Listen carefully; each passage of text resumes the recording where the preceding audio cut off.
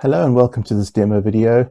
Before we get started, I'd just like to explain to you a few things which will relate to all of the basic range spreadsheets.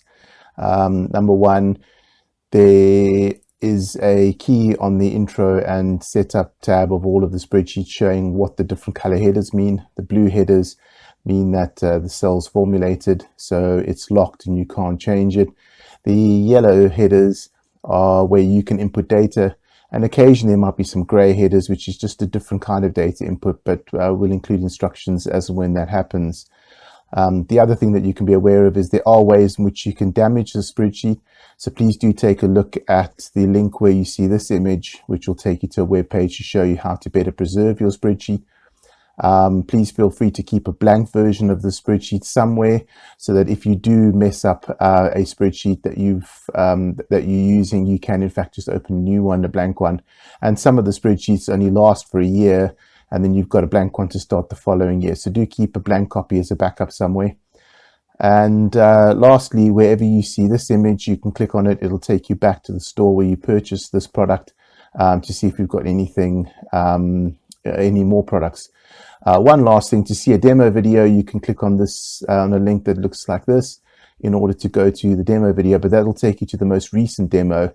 If in fact we've done upgrades and you're using an older version and you'd like to see the demo relating to your version, then do click on the watch on YouTube link, which will take you to that specific video on YouTube.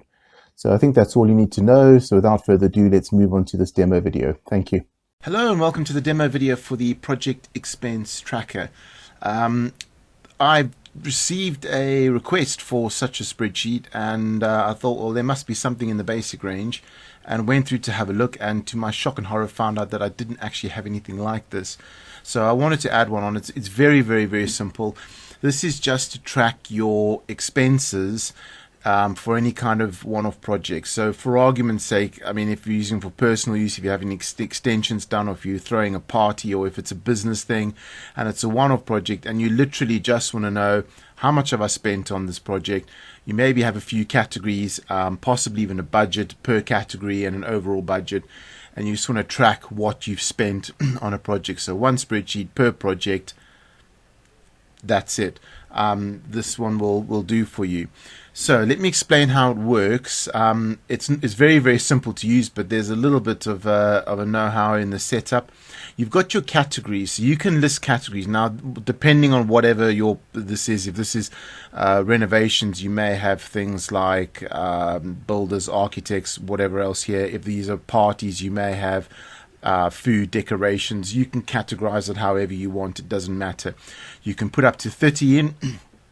Don't put any duplicates in, that's all. Make sure that they're all unique. The only other thing that you can do then is put in the budget.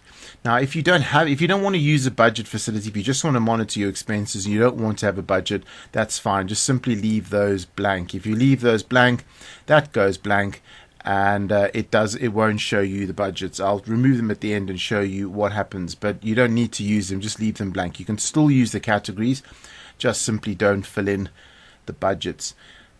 There's one other option on this. If you do want to set the budgets, as you can see, this total here tallies up all of the different categories.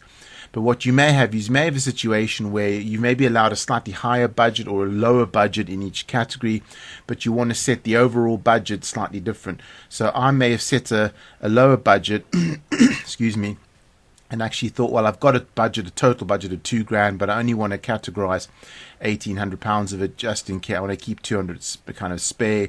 So then what you can do is you can then come down here and type in the overall budget, and it'll change that budget. But if you leave that blank, it'll use the total that you've got there.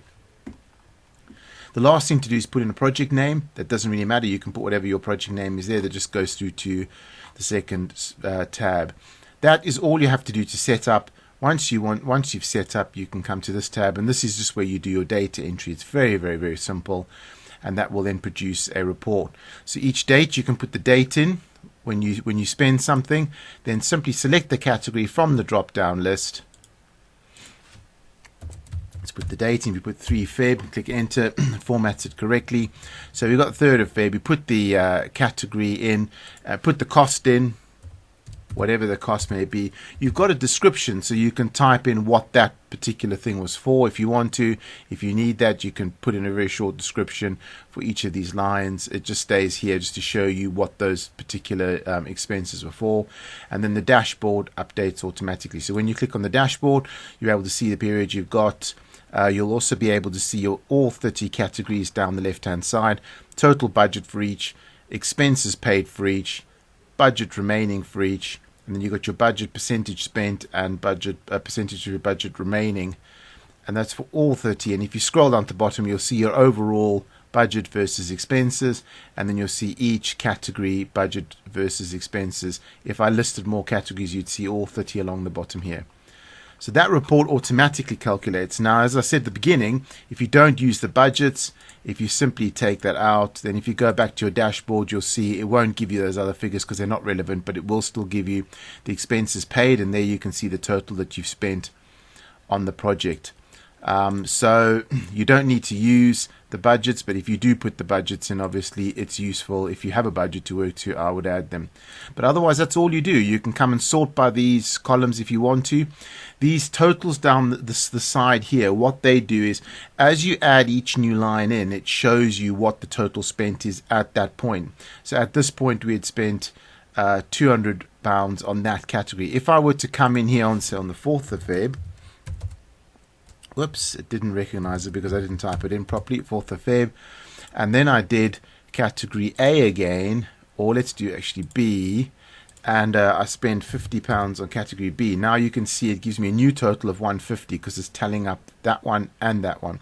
So each line, these lines at the top here may well change as you go down, but as you enter a new line, it shows you all the relevant figures. So what have you spent to date in this category? What have you got the budget left in that particular category? And then you can also check what's the total I've spent and what's the total budget I've got left. So the bottom line is the one that's relevant. As you add a new line of data in, your new results will come here, so these won't be relevant anymore. So yeah, that basically just updates as you go along. But if you want to make sure you can check on the dashboard, see the overall figures, just make sure that you set it up correctly. I think that's all that I need to show you. It really is simple, and if you are using the spreadsheet, then I wish you all the best with your projects. Thank you and goodbye.